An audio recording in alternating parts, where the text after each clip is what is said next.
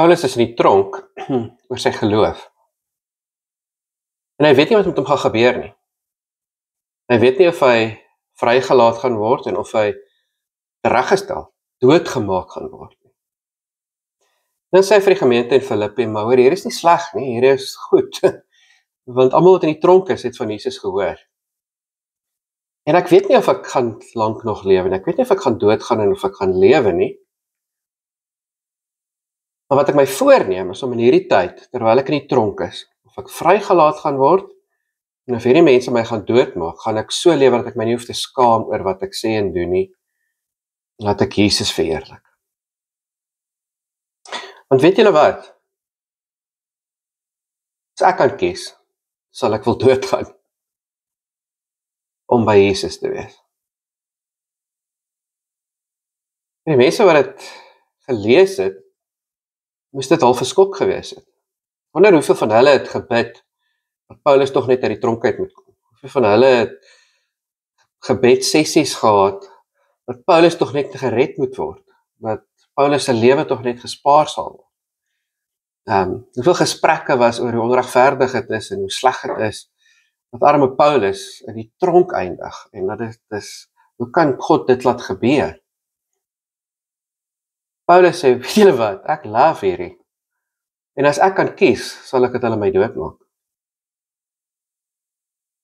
Wonder of hulle gebed verander het. Nou, Here, dankie dat Paulus in die tronk is, en laat hulle hom asseblief doodmaak vir sy geloof. Wonder of ons altyd mooi dink oor ons gebede, en waarvoor ons bid, waarvoor ons vir onsself en vir ander mense bid. Paulus sê, as ek kan kies, wat vir my die beste sal wees, sal dat ek in die tronk doodgaan.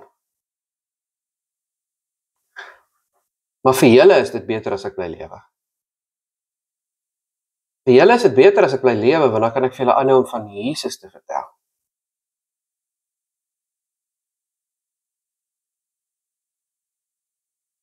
Wie staan my lewe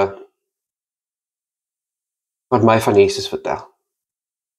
Wie staan my lewe wat ek nodig het? En in wie se lewe is dit ek? Wie se lewe is dit ek wat vandag sê, is vir jou beter as ek bly lewe? Want dan gaan ek vir jou van Jesus vertel. Want ek gaan Jesus in my lewe verheerlik, want ek gaan nie skaam kry oor hoe ek lewe nie. Wie staan wie se lewe jy nodig is om van Jesus te vertel, en doen ek en jy dit? Wie staan by wie net ek en jy uitkom? Is dit in my gesin, is dit in my familie, is dit in my vriendekring, is dit by my werk?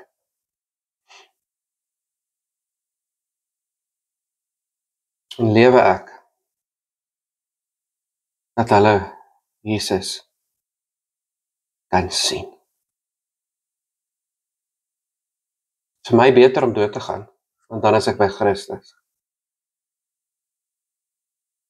Maar vir jou, vir julle, is dit beter dat ek bly lewe.